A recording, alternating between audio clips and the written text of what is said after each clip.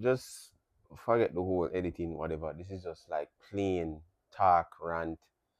But what I saw today, Liverpool, I'm sorry. I'm not slot out, but I think the next three league games, and I say it again, league games are going to determine if Arne Slot is going to continue as Liverpool's manager. Because what I saw today is a more than sackable offense. And hear me out. Firstly, we're going to start about the players. The players today showed how mentally fragile they are.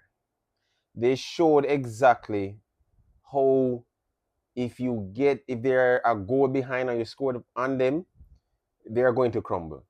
And it could be a multitude of things. Persons can rest in peace, can use Diogo Jota, not necessarily so, but mentally they are fragile.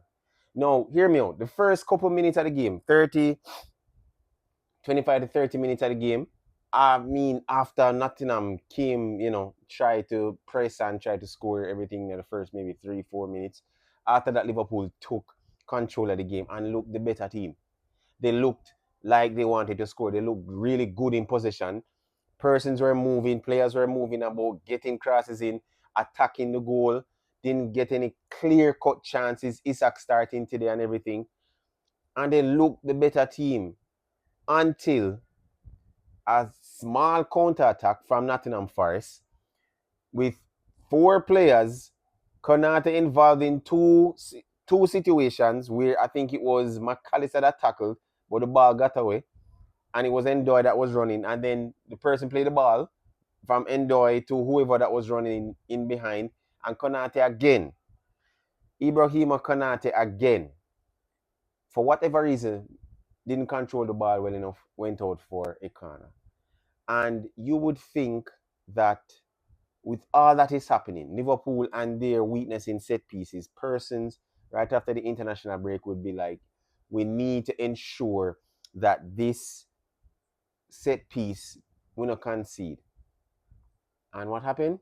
We concede. Now we can talk about the VAR thing, whether it's clear cut or not. It's the same thing that Andy Robertson did, and it's the same thing. I am expecting VAR to say no, it's not, because clearly he's in the way. And they got it wrong, of course, because it's England. England always get it wrong for some strange reason. Best league in the world, very backward in officiating. 1-0, right? And then, of course, Igor Jesus, that I think that goal should have stood, but they tried to, say, no, it hit him, it's a handball. Really should have stood. Still 1-0, cut it off, VAR said it's ruled out. Second half, the second half of this game, ladies and gentlemen, is where all hell breaks loose, and I'm more pissed than anything at what I saw. In 45 seconds, 40 to 45 seconds of the second half, Liverpool were slow, lethargic, did not care, didn't show any impetus to defend or press, and this team conceded the second goal literally right after the referee blows a whistle for the second half to commence. And who is involved? You have Szoboszlai, you have, I think it was Salah, or not Salah, I think it was Curtis Jones, and then you had Alex McAllister, who is, to me, the main culprit, because that player should not come into the box and make the pass or make the cross. It is abominable what Alex McAllister did in that second goal. And it begs me to ask the question, why is he on the pitch? What exactly does Alex McAllister provide Liverpool on the pitch? What exactly does he do? Because it's either he goes into a rash tackle, or it's either that he tackles well and gets the ball, or it's a case of he plays the ball square, plays the ball back because he's not comfortable with playing or trying to be persistent or move the ball forward. He's just not that. Or it's a case that persons can just bounce him off the ball because physically he's not imposing. And then you do this in the second half. You do this in the box. And Liverpool concedes the second goal. And I'm saying to myself, this team don't want to win. This team doesn't want to win. Konate Of course, first half, shambolic with the first goal. And then a culmination of things happened in the second half. Alex McAllister. Then Slot makes the substitution, which I think it was needed because really Konate should be off the pitch. After that goal conceded, Konate was just twos and threes. Twos and threes. Nothing to say, you know what, I'm going to get my head back on my body. I need to ensure that I defend well enough. That I get this out of my system, get it out of my head so that I don't need a ripple effect of multitude of errors that are about to happen, which did happen from Konate. And then Alex McAllister does this. So the rightful thing is Ekitike comes on. And I'm saying to myself, all right, cool. I would probably take out McAllister, but fine, you put on Ekitike. Now it becomes a 4-2-4 formation. And to be honest, Ekitike came on and there was life and energy in the play because Nottingham Forest kept sitting back. Of course, you're going to do that because you're leading 2-0. So you need person to drive at them to try and create space. And Ekitike was doing that well enough. But I didn't want Alex McAllister on the pitch. I didn't. I didn't see the need for him to be on the pitch. Honestly, I would have tried and start Calvin Ramsey. That's just me. Maybe he's too young. Maybe he's not up to the level. Sure. What do you have to lose? And then it's just a culmination of disastrous plays. Disastrous plays. The third goal is just the icing on the cake of where this team is. It's the icing on the cake to show that this team is just not good enough. They are a I can't even say European because that makes it sound like Champions League. They are a conference team. Mentally, what I've seen on the pitch, they are for the Conference League. Now, on to Arne Slot. Ladies and gentlemen, Arne Slot has, again, I keep saying it, he has 3 league games to prove to me personally, and I think to this board and to this fan base, that he can turn it around.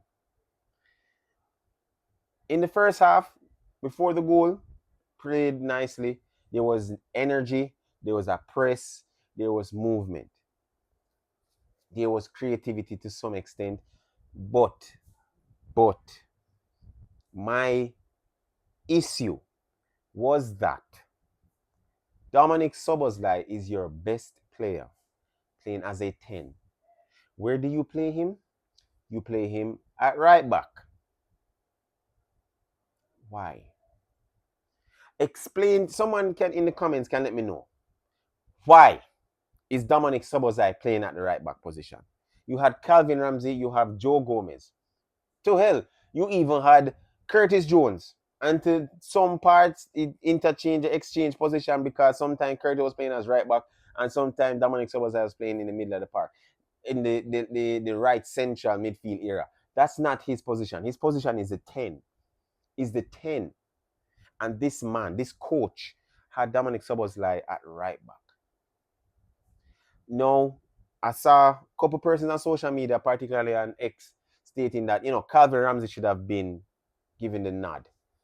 And to be honest, maybe I would say, yeah, I wouldn't maybe have him start. I'd probably put him on in the second half, which really, really should have happened. But I'm not even going to get to that sub, the last sub where he took off Curtis.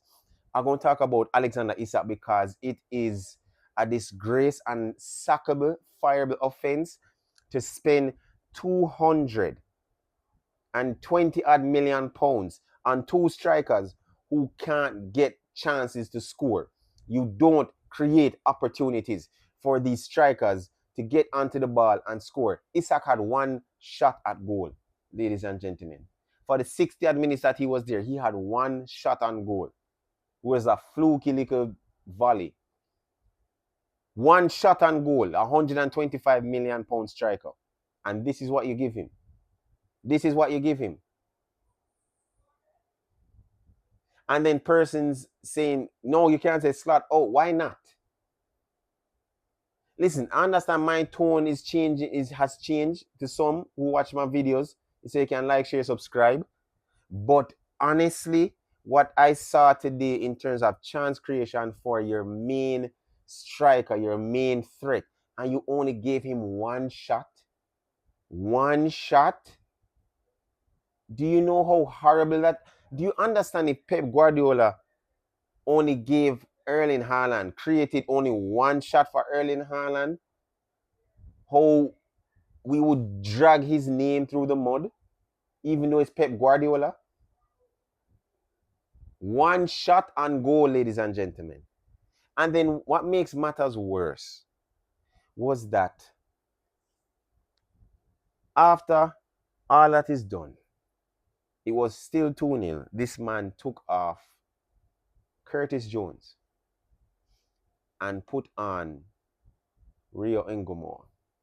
Now I understand the youth is up and coming. At this point, slot tactics went out the door. He was just hoping for a miracle. Because there is what the stark difference between last year and this year was that we talked about his in-game management. I spoke about how good he can communicate the tactics to players, how well he can communicate what he's looking for on the pitch. But what I'm seeing this year, and particularly this game, nothing has clearly he's not good at that. It almost feels like it almost reminds me of the Brendan Rodgers years in 2014-15. Literally. And I'm scared because normally I'm saying, like, he's trying. You can see where there's effort. There was never, and I repeat, never any clear cut chances for Liverpool to put away the ball in the back of the net in this game that I can recall. You can let me know in the comments. This something has to change. With the whole transfer of Semenyo, Arnestad is lucky if he gets that far into January. He has 3 games. Again, I said 3 games in the league to prove that he deserves a job. I'm sorry. I'd like, share, subscribe, whatever.